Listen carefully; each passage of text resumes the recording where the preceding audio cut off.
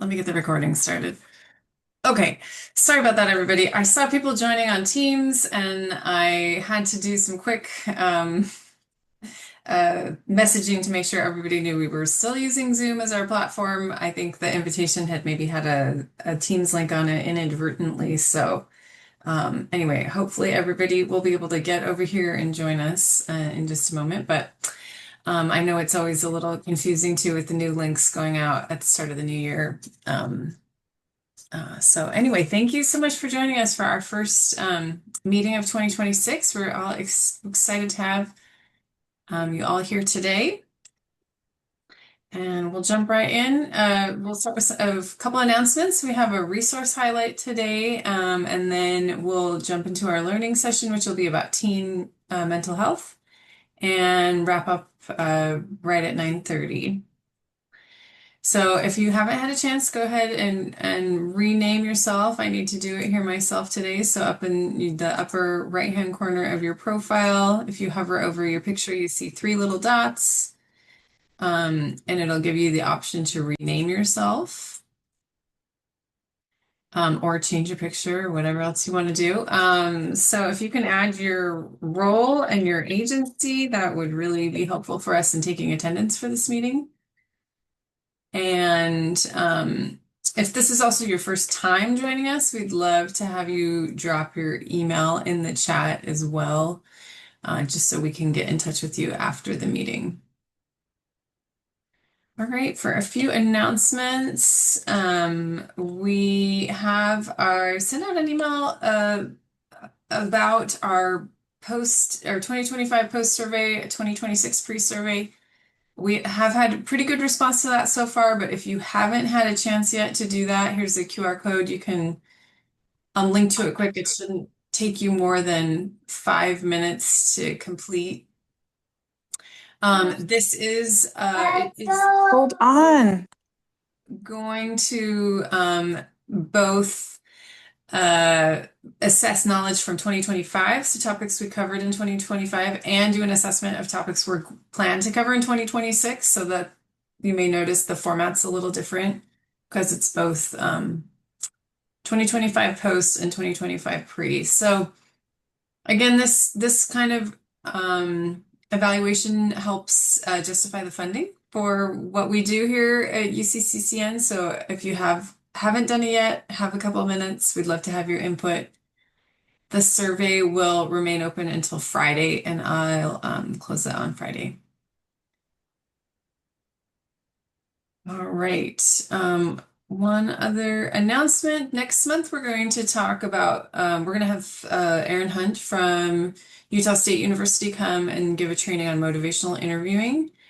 And he has asked if there's any specific behavior change topics that you would like to focus on in this meeting. So if you have a moment to think about that and want to type some ideas into the chat, that would help him tailor that training to this group.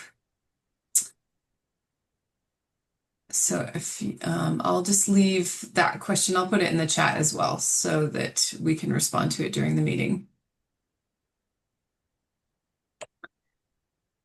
All right, so for our resource highlight today, we are going to learn a little bit about Project Echo, and we have Janelle Preston here to talk about that.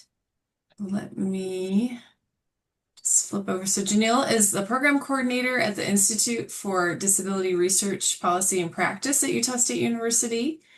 And she specializes in early intervention for young children with autism and supports families through training, clinical assessment, and evidence-based practices.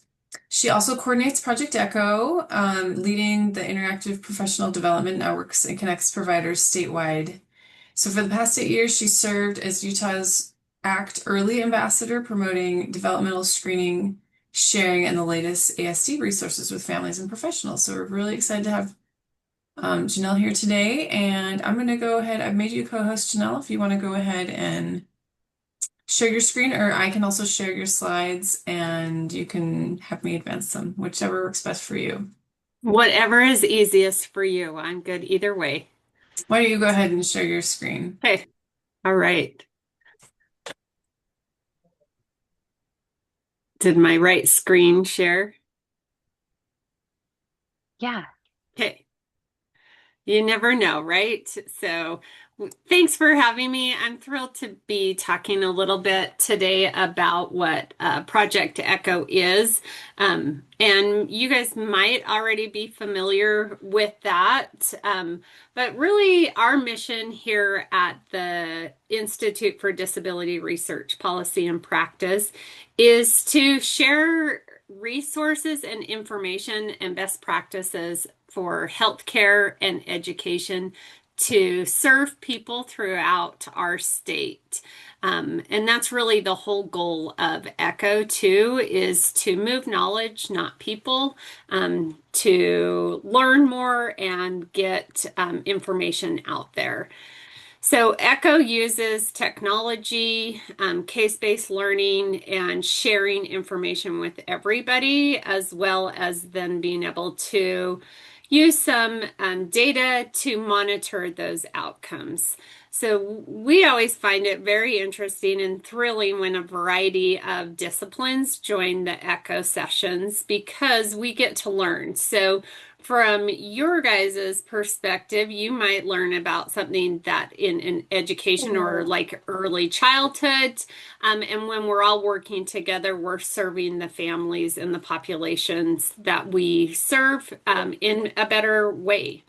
Um, Ours is, our echo sessions are sometimes a little bit longer than if you've been to the University of Utah ones. Ours are 90 minutes because we just can't figure out how to have that case discussion and narratives done within the hour. So we have a didactic presentation, so a subject matter expert that comes and talks with us, shares us with some information.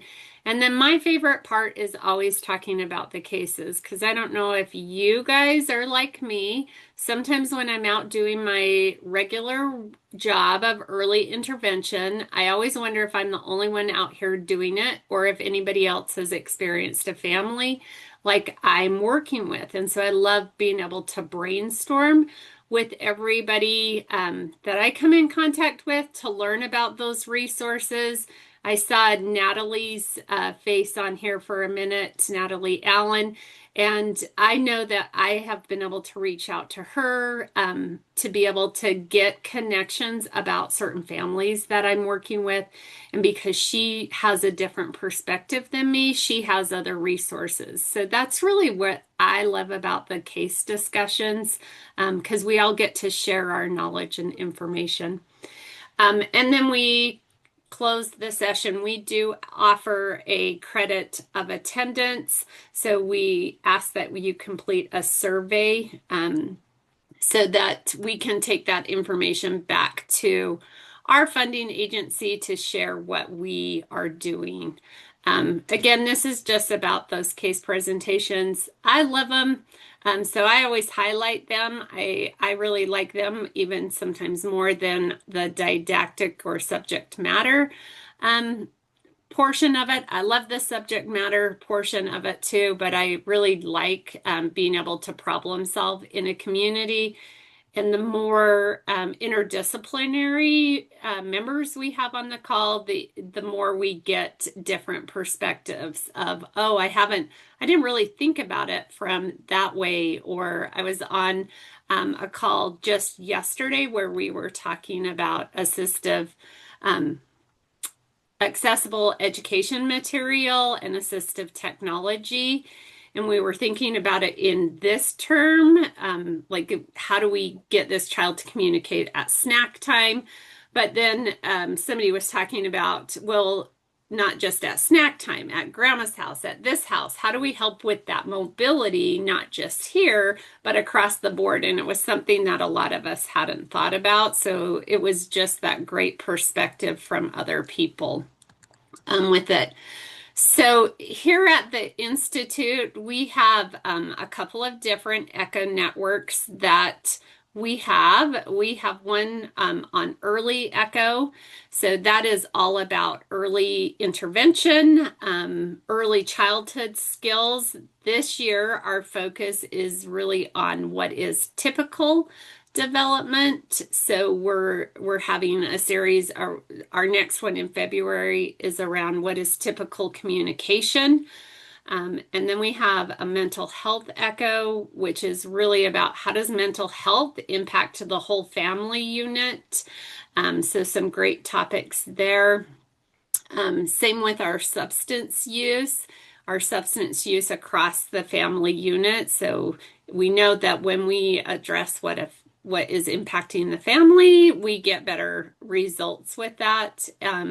And then we have one that is just on topics specific to autism.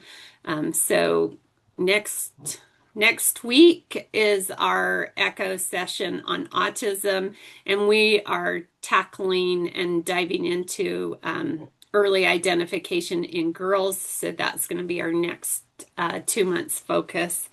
And then we also have one that is just started on assistive technology and resources. And then we're starting another one in February that is on accessible education materials. So that's kind of a rundown about what Project Echo is and the ones that we have here at the Institute for Disability. I don't know if anybody has any questions or.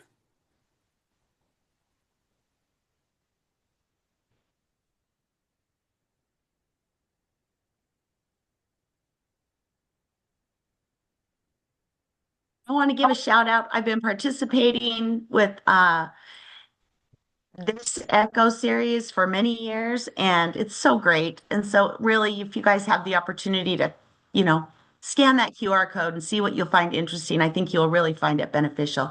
Thanks, Janelle. Yeah, thanks, Natalie, and thanks for participating in it.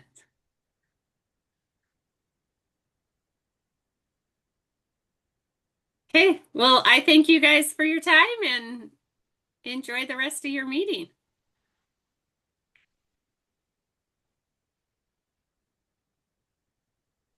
Thank you. Thank you so much, Janelle. Do we have any other yeah, questions or things people would like to share about Echo?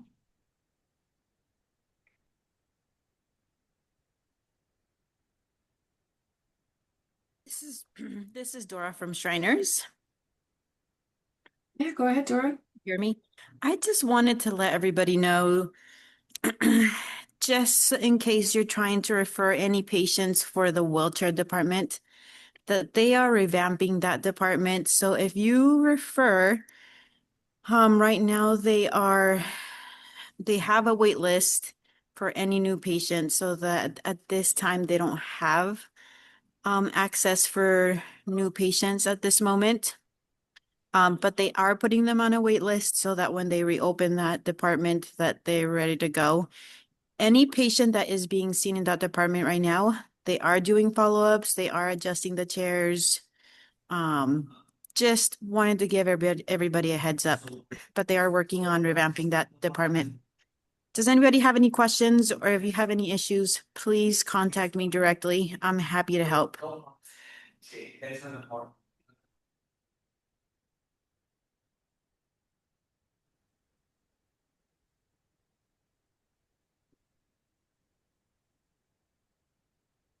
Thanks, Dora. Yeah. Thank you for your time, and I will update everybody as soon as that's there's changes with that as well. But they are right now working on that. Great. Thank you so much. Okay, sorry. We had some people join an old Zoom link, it looks like, as well as Teams today. So there we have a lot of people hopping in to join us right now, which is great. Sorry about the link confusion. But we will See it out. I mean, iron out any bad habits. Hold on, we've got some people unmuted. Okay, so we'll go ahead now and move into our learning session. So today our learning session is going to be about teen mental health, and we have Mark Gibson joining us. And I'm going to go ahead and give you a little intro to Mark. He is the nursing supervisor for the Youth Crisis Care Program at the Huntsman Mental Health Institute. And he's got experience in emergency, psychiatric, pediatric, and trauma nursing across high acuity clinical settings and frontline leadership roles. In his current role, Mark focuses on building collaborative teams that prioritize safety, clarity, and consistency for care for youth in crisis. His early experience includes work as a psychiatric technician, medical assistant, and IT administrator. And he's also the dad of two energetic daughters and enjoys creative writing, good barbecue, and various types of community engagement. So we're excited to have Mark join us today. And I'll go ahead and turn the time over to you, Mark. Thank you very much for that introduction. I'm going to go ahead and share my screen if I'm able to.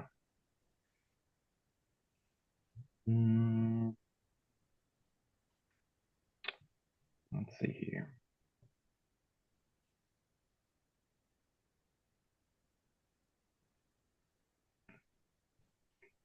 How does one share their screen in Zoom? You should there we have, go. Yep, a little button at the bottom.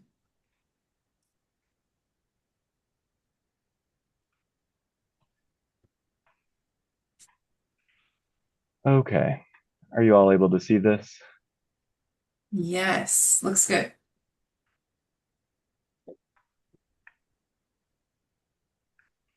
Okay. And it's showing the correct presentation view.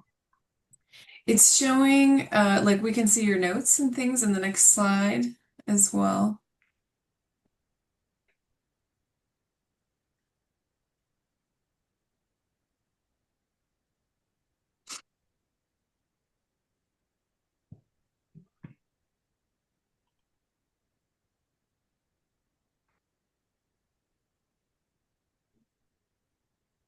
There we go.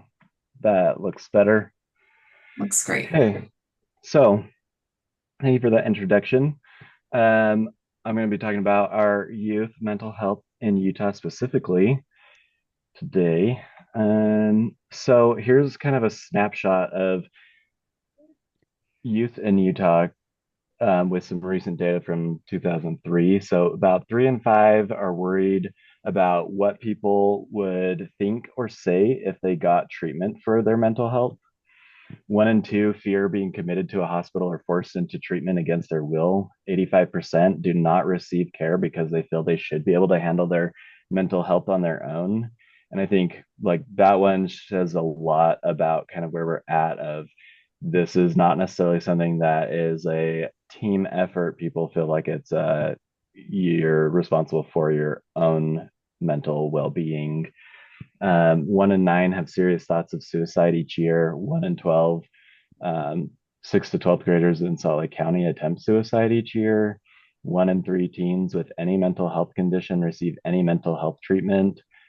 58% won't have a follow-up visit for mental health. And it's 9+ days average wait time to see a new outpatient provider. And this is all specific to the youth in Utah. So I think that paints kind of a picture of where we're coming from as far as things could be definitely in a better place. This is data not specific to any age range, but shows the general suicide rates per 100,000 in various areas throughout the state of Utah. And I think the biggest takeaway is that everywhere is higher than the national average. So got lots of room to improve and lots of areas to help focus on and support. And any area in Utah can use that help. Looking at it throughout time, as far as the red line at the top is those at risk for serious mental health. in 6th to 12th grade, high depressive symptoms in the darker blue, and then suicide attempts in the lighter blue. So we see that generally things trend upwards, except for the attempted suicide percentage in the previous year is relatively stable, possibly decreased over the last few years. And this line is where COVID came in. And so while there is a shown increase, I think that there's discussion to be had whether there, what the true impact was, if it's that things got worse or if people just became more aware of it and more processes were implemented to help identify mental health concerns. Either way, I think it still shows that, either things have gotten worse or it just that we are becoming more aware of what concerns are out there and what needs are out there. I wanted to give a brief overview of the levels of mental health care as well. So, for our continuum of care, so kind of at the tail end of it, we've got outpatient therapy, can go up to intensive outpatient, and then we can move up to day treatment where it starts replacing school and other activities. Crisis stabilization, such as emergency departments and crisis centers, inpatient hospitalizations lasting 7 to 10 days on average.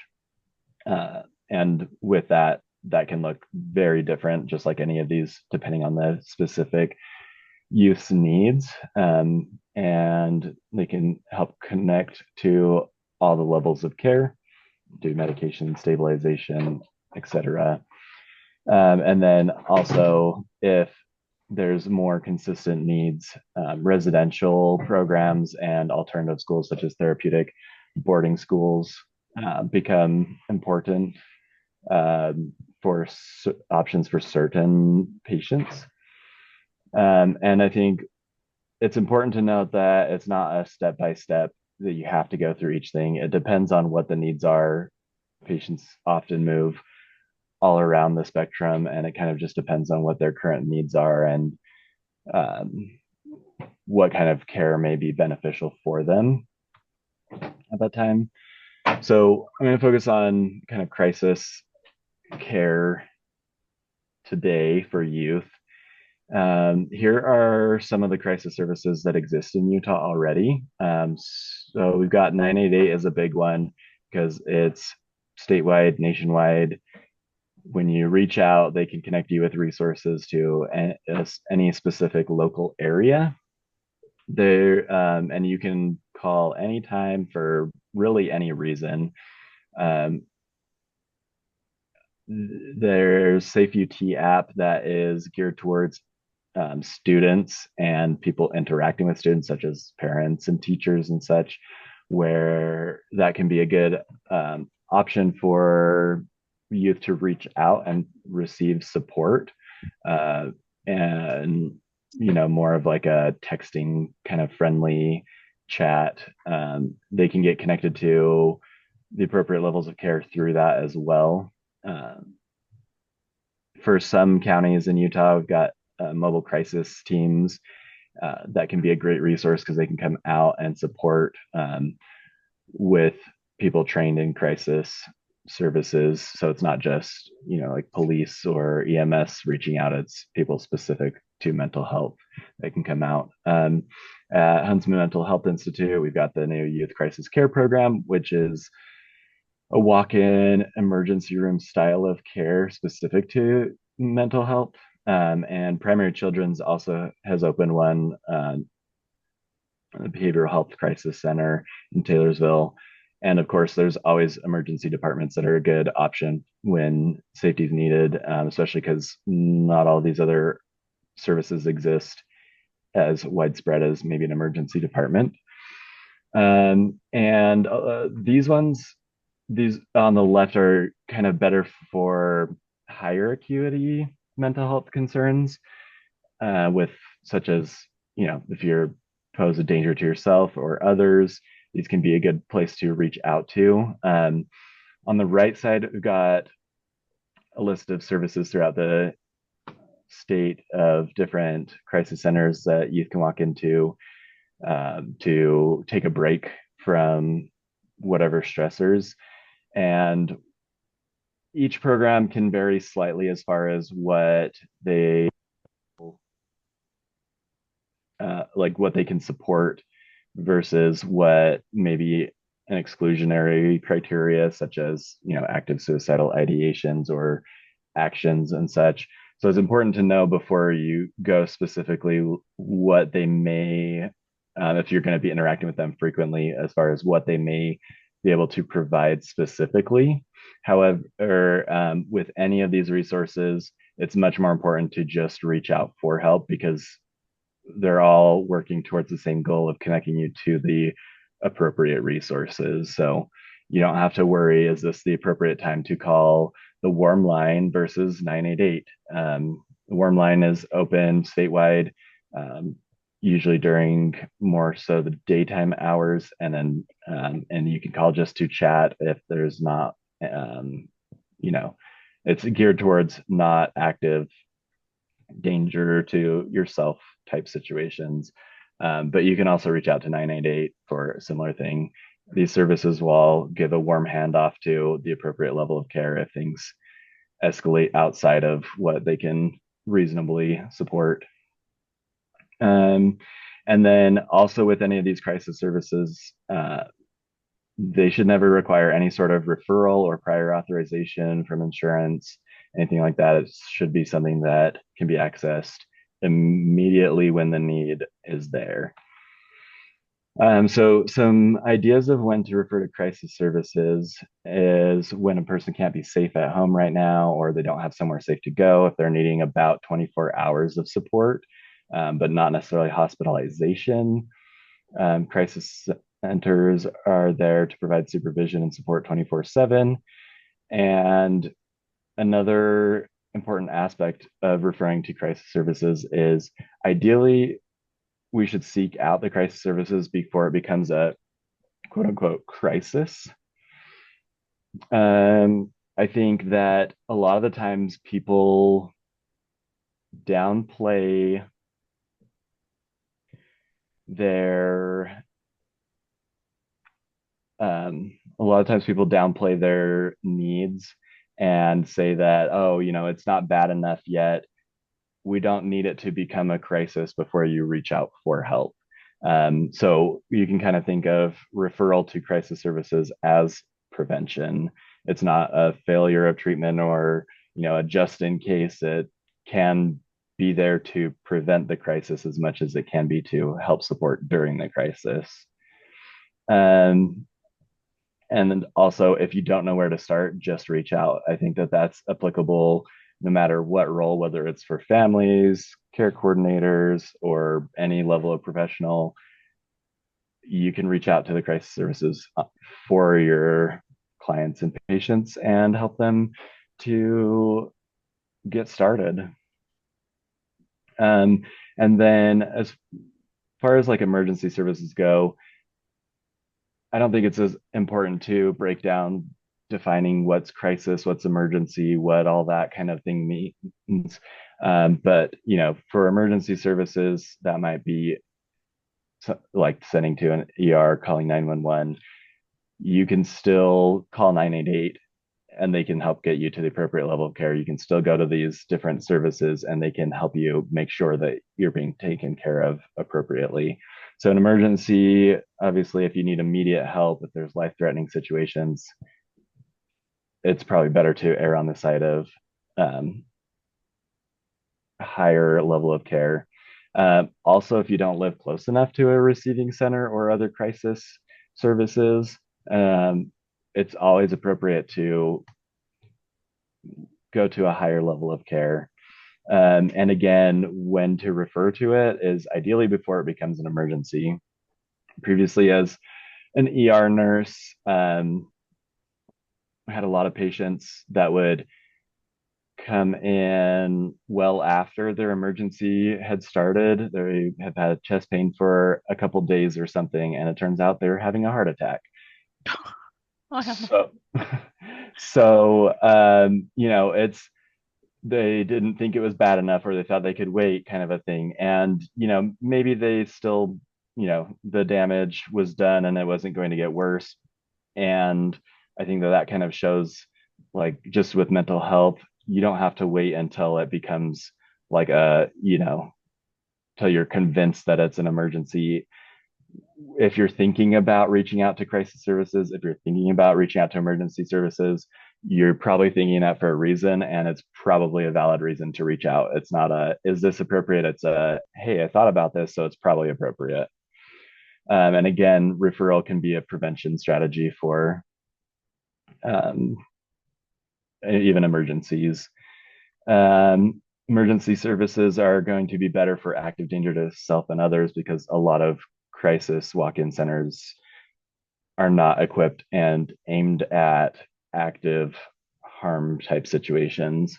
Also, if there's self harm or overdose attempts, then medical care may be an important thing to reach. And then also for like seeking inpatient placement, going to a higher level of care is going to typically be necessary, because a lot of the times emergency room level of care is what is needed to reach, is to be referred to like a psychiatric inpatient.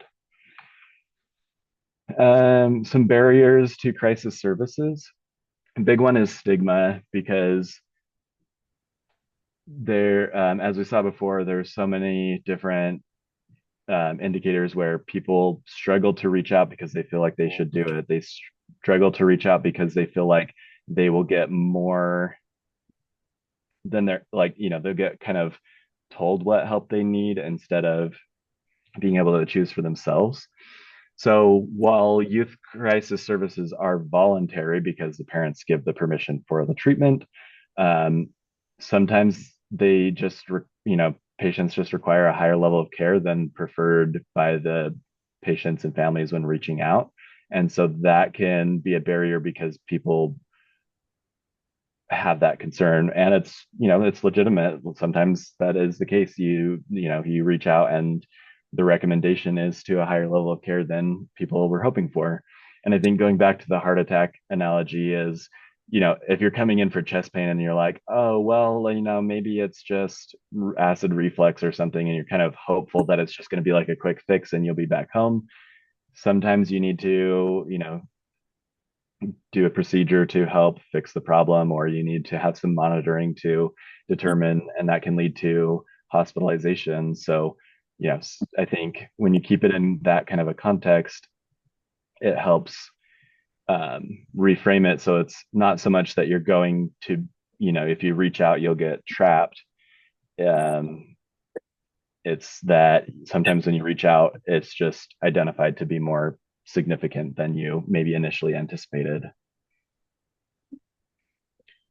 Um, some other considerations are that many of the crisis resources are free and some are not. So it's important to have at least an idea of what that looks like and how it might impact families as they're reaching out for the care. So obviously, emergency room level care is typically based off of your insurance. Uh, and then also, not every area has equal access to the same resources. So only certain counties have access to like a mobile crisis team, or have access to, you might live in a distant part of an area that isn't directly connected to some of these services. And then also, certain services can only provide a certain scope of care. So, like, if an inpatient stay is warranted, then you need to make sure that you're at the right level of care to reach out for that.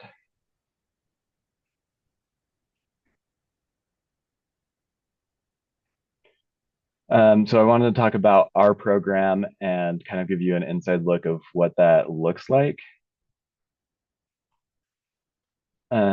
So for the Youth Crisis Care Program at Huntsman Mental Health Institute, it's emergency room level of care that's kind of in the style of a crisis center. So it's We can do medication management. We can connect to all the community resources, rapid stabilization, inpatient. It's open 24/7, 365. We can take patients that are 5 to 18 while still in high school. However, any age patient can come in to be assessed. You can walk in or arrive through any means that you could get to an emergency room like EMS, police, MCOT, etc. We need parental consent, but it's not absolutely required that the parent be present if they, I mean, it's preferred if they can be, but if it's, sometimes the circumstances don't allow for that. And so, it's just like an emergency room. If there's an emergency that exists, we can treat them. We can also provide medical clearance for any next steps while they're here. And then I just have this brief video to kind of help show what it's like coming in here.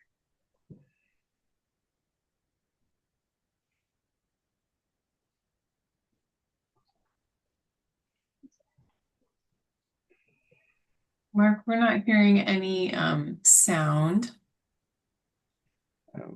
Hmm.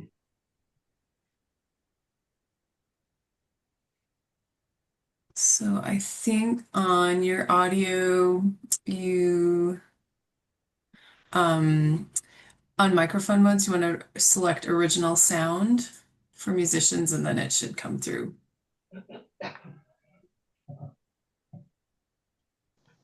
Okay.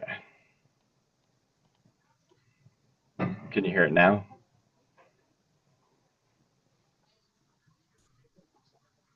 No, actually, we're still not hearing it. Sorry, you said you still can't hear it? No. Okay. Let's see.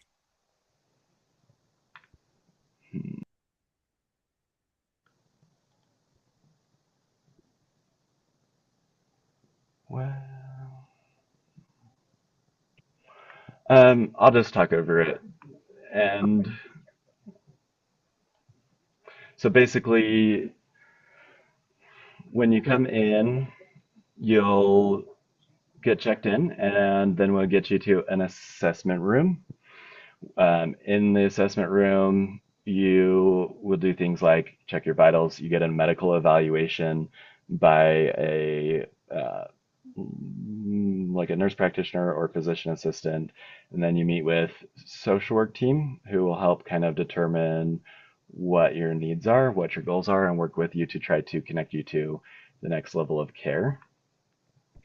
We try to meet with both the parent and the child together and separately, just to make sure that we can get a full understanding. We do have this, like the observation space, which is set up like a living room style, where patients can come in and basically, I mean, anytime there's a crisis, it's tricky to deal with, and we're just here to help support you. So, whether it's families or providers or whoever, you don't have to have all the answers. It's a team effort, and we're here to help, in these types of tricky situations.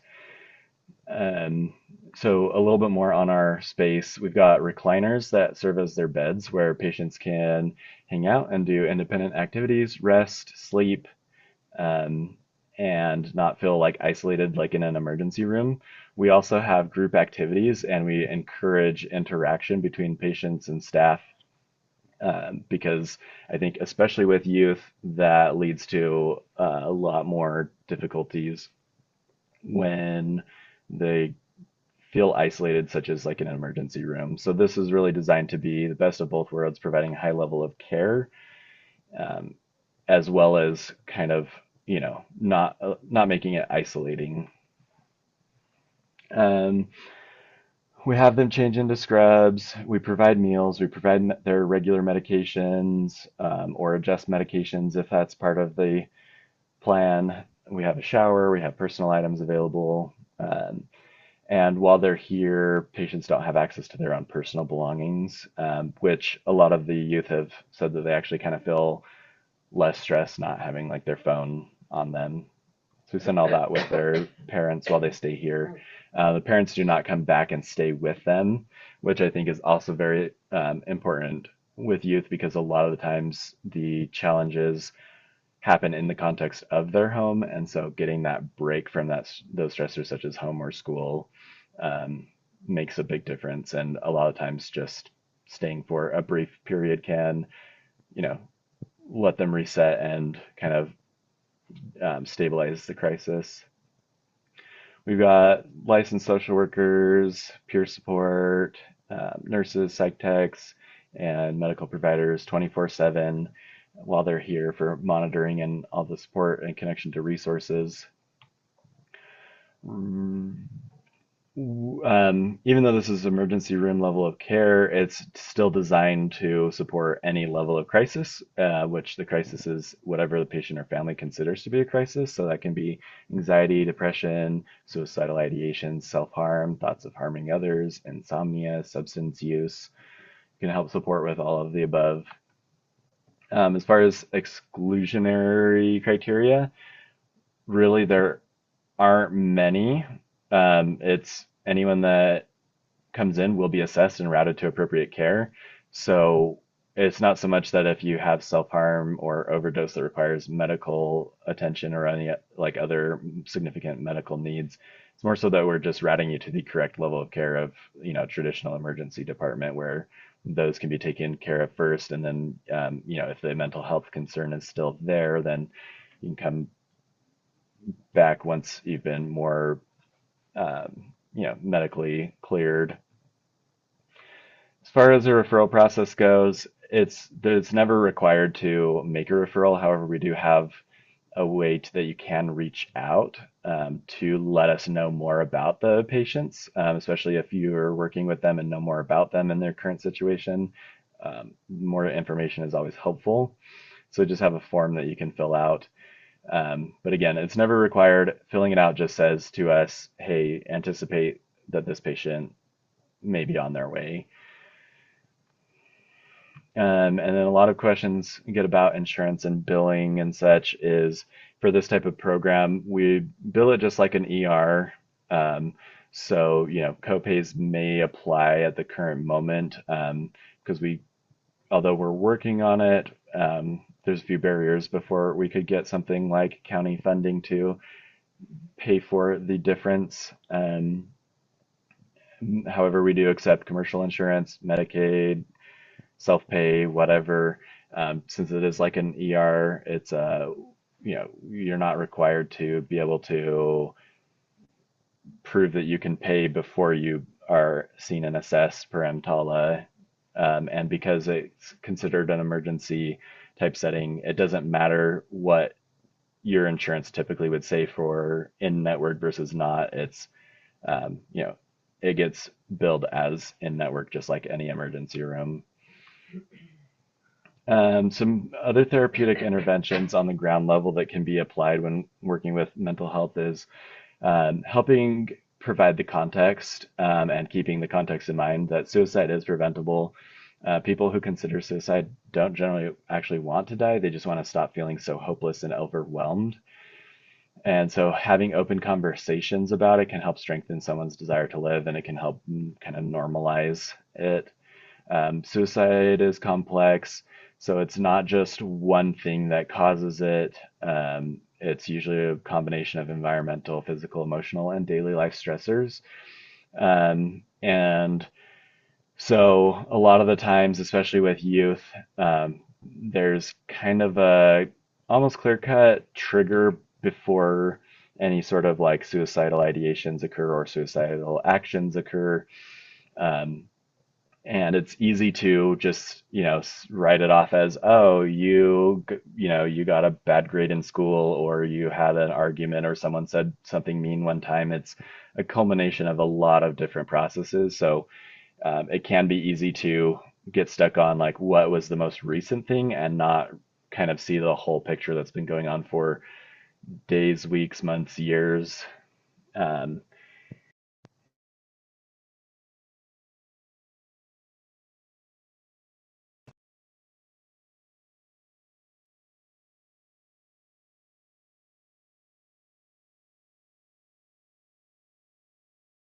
get off beliefs that don't make sense to people not in this situation. And like, so it's common to believe that their families would be better off without them.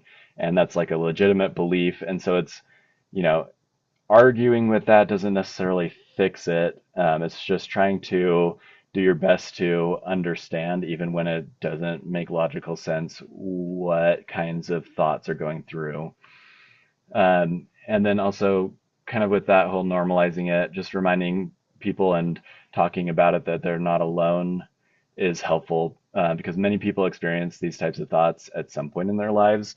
However, people just don't talk about it very openly. I'm sure everyone here can think of people that they know about and then think about how widely people talk about their experiences. Um, and so I think that, it can feel definitely isolating and embarrassing, and like, it doesn't make sense to other people and that you're the only one feeling this way. But that's just, that's not the case. A lot of people have these experiences. Working with our language can also help reduce stigma. So we don't have the language to talk about it until someone talks to us about it. Um, Really, you have to know how to talk about this with other people. You have to be able to give people the words and methods to communicate how they're feeling. Otherwise, they only have what they've been given. So providing resources, having discussions, giving ways to reach out, ways to recognize when to reach out is helpful. And also, sometimes just the specific verbiage that is used can create stigma. And so I've had people that have asked, why is this even important? Because actions may have already occurred. So why, like you can't go back in time and fix that. I think that this is important to help destigmatize these thoughts and feelings, um, and actions, not as a way to make it okay or better, um, but as a way to make it so that way when someone reaches out, they don't feel like people are going to shame them, that people were failures or success, or that, sort of moral questions are brought into it. It keeps it more neutral and factual, and therefore makes it easier for people to reach out.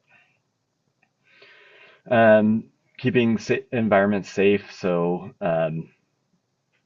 helping families to recognize what types of dangerous objects might exist that they might not always think about.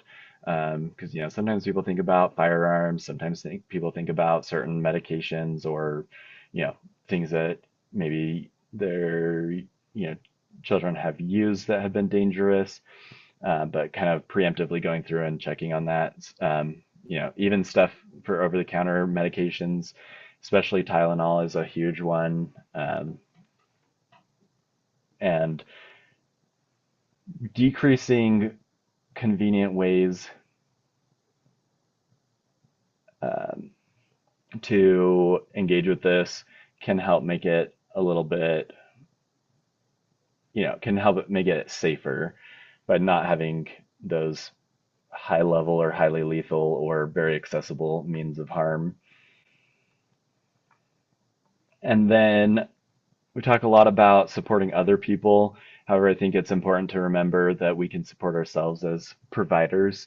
And so, knowing to when and how to be able to reach out for your own support can be helpful. And it can be easy to dismiss it and say, I don't need help, I'm doing fine.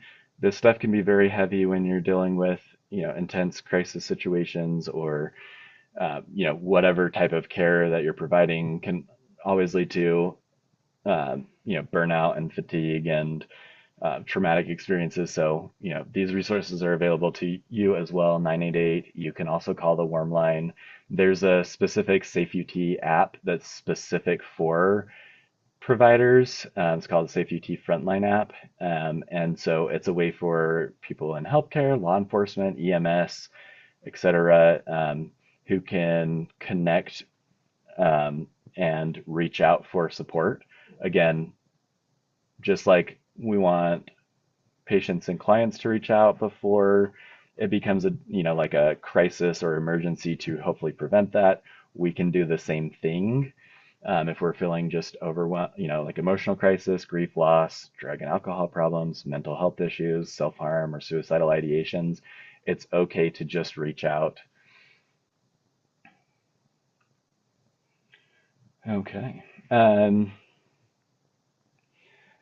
And so I also have here my social work counterpart, who is another good resource to reach out if there's other social work related questions for our services or related.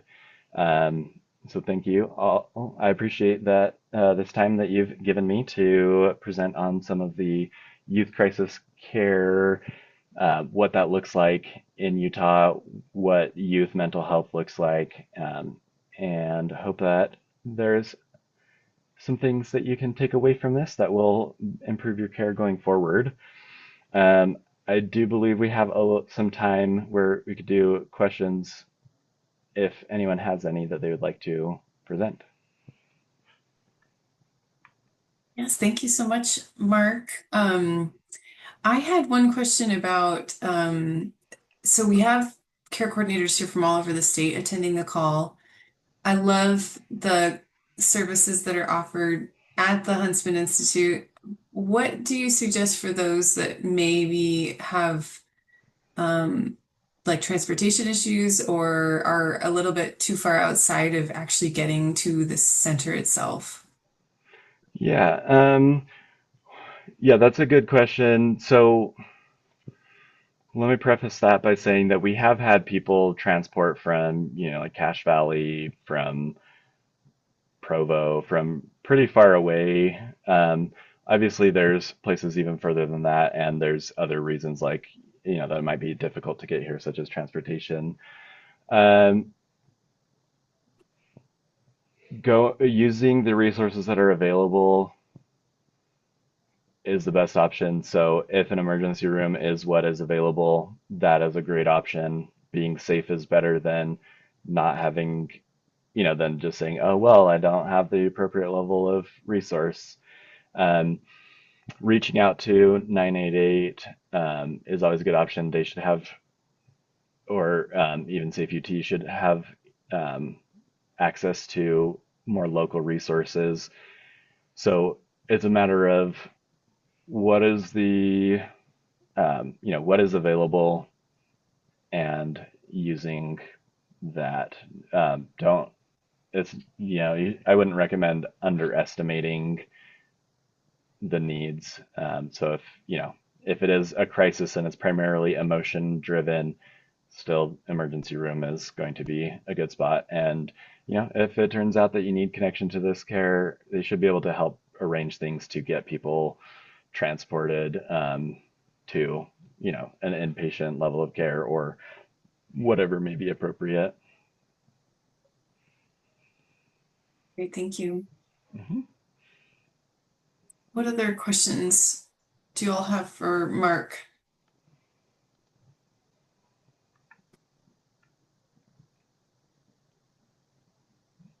You can either put it in the chat, raise your hand, or just unmute yourself and talk.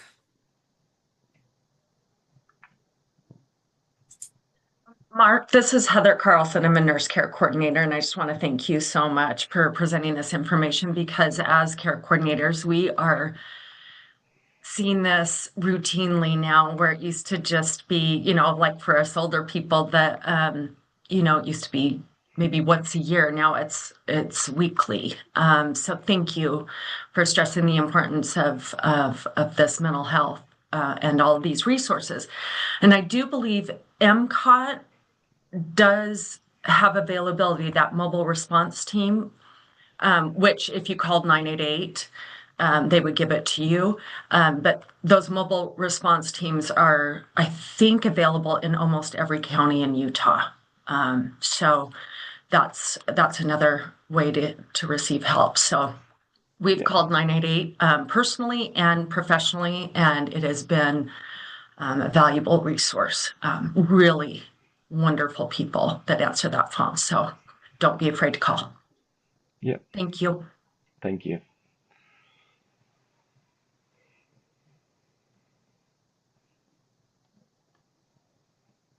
Are there other questions or comments? Hello, Mark. This is Ingrid from Wasatch Pediatrics Summit Office, the office in Park City. Thank you so much Hi. for the presentation. I wanted to ask if maybe you could help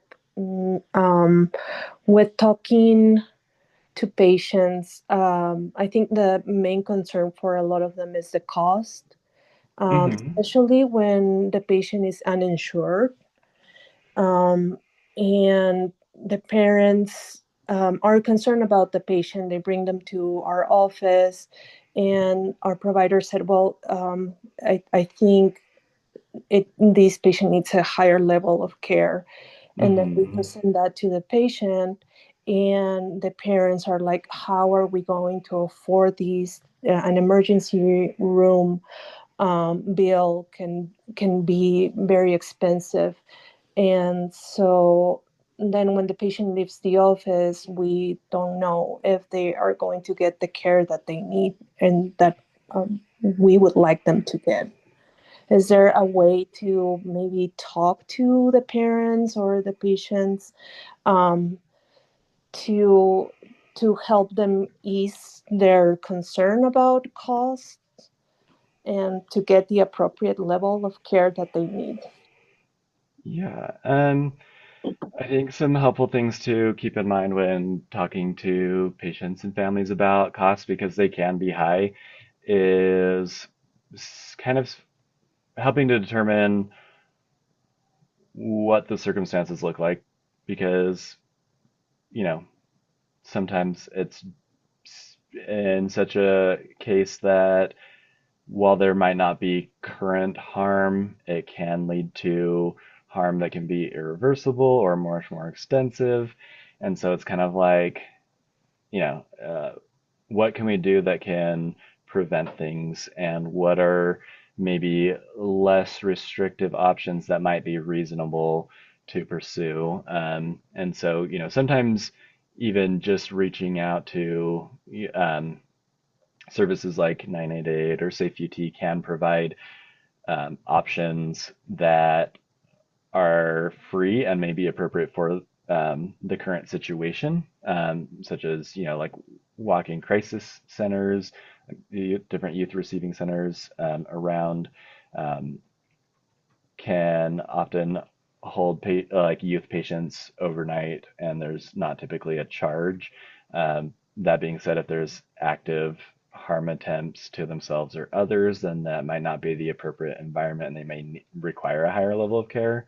I think reaching out sooner and trying to be as preventative as possible is going to be in the best interests, including in a financial sense, because if you were to, we've seen patients that have come in and they've stayed overnight in our observation space, and while there may be some potential costs based on insurance, um, oftentimes, previously they would have gone inpatient, whereas this time they could just stay overnight and receive a high level of care, including like medication adjustments and such, all wrapped up into one, and then they're able to safely go home after that. And so that, an overnight stay for something like an emergency room equivalent might be beneficial and maybe more cost saving than if, you delay until it gets to the point where inpatient is absolutely required, and they may stay for weeks. And, um, yeah. And then also, while you can't necessarily rely on it, sometimes there are um, funds that can be available for certain people who meet certain financial criteria that can help support costs for this type of care. I believe that sometimes also school districts can help support families in need to receive care if funding is an issue. So there's potential ways to get care. And I think, sometimes it just comes down to you just got to get the care that you need, and putting it off just makes the problem worse in every sense. It looks like we may be, this meeting just goes until 9:30. Yeah, we're at time, and I'm sure some people will hop off. But if anybody wants to stay on and has any last questions, Yeah. Ingrid, I think your question also would be a really good topic for us to look at for our motivational interviewing training next month. So I will make sure that the trainer knows that I think always seeking a high level of care when finances are a burden or a barrier is a great, like we all need to know how to navigate those conversations. So I think that's a great topic for our training for next month. So if anybody else has any specific topics you would like to talk about with motivational interviewing next month, you can drop those in the chat. Um, but thank you all for your time today, and we'll see you all in February. Athena, can I actually hurry and Yes. ask a question? Yeah, go ahead, So, Kylie. Mark, I am a care coordinator out in the Vernal area, and I actually called Huntsman last week because I was having some difficulties. I had a provider just call and reach out to me and ask me if I knew how to kind of conduct this. And so this is what I was told when I called out there. So I was just curious on if this is the right route. But so they had a patient come in with their mother that has some difficulties with their mental health, and this child is in the past been known to be have suicidal thoughts and homicidal thoughts and has harmed family members. They're Hmm. currently on medication, but the parents would like the medications to be changed, and the Okay. provider just did not feel comfortable knowing the past that they have the symptoms they've experienced before. And so they were trying to get this person into Huntsman's for an inpatient to Hmm. do medication management. And when I called them, they and asked how we could go about that, they just kind of said that there was no beds and stuff. And so we just needed to send a referral and that they would call when there was a bed since they weren't actively in crisis. So that is what I instructed the doctor to do. Was that correct? There's multiple ways of looking at it. The realistic answer, there probably were not beds available right then, and beds are always a high demand.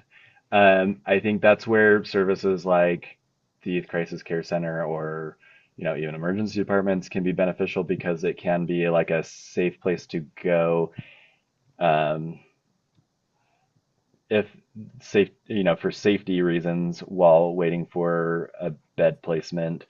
Um, coming at, Medications can be tricky because some of them are easier to adjust than others. Some do, and especially with certain histories, some may require more of an inpatient where stay, where you can observe the change over a period of time and kind of have more consistent monitoring, rather than like something that's maybe meant for like a day.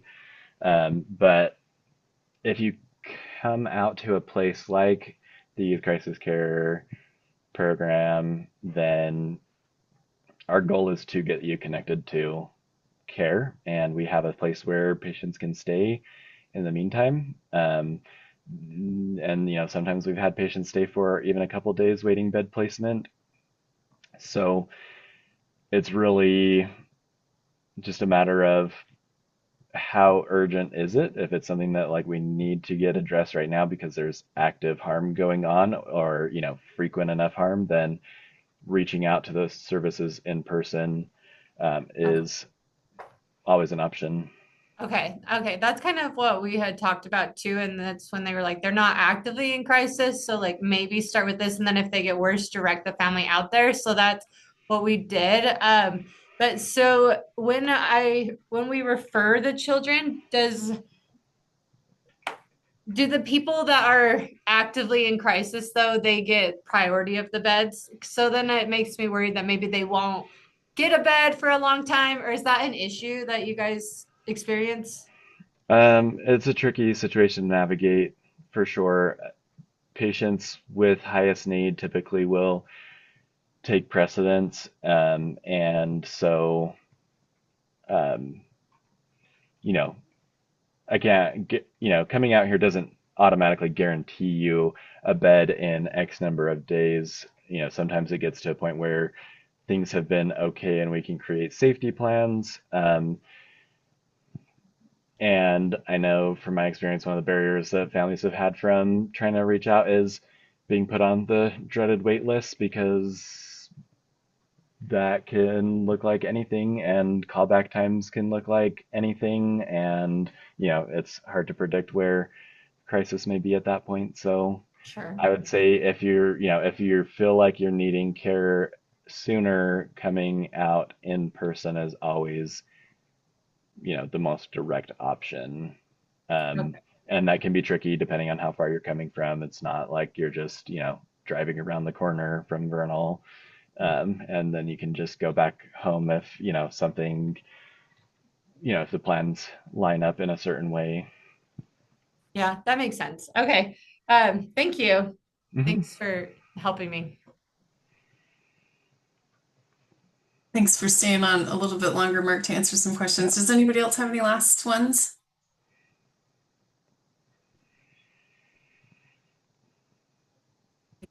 Okay, thank you so much. We'll get the recording and the slides sent out here later today. Okay. And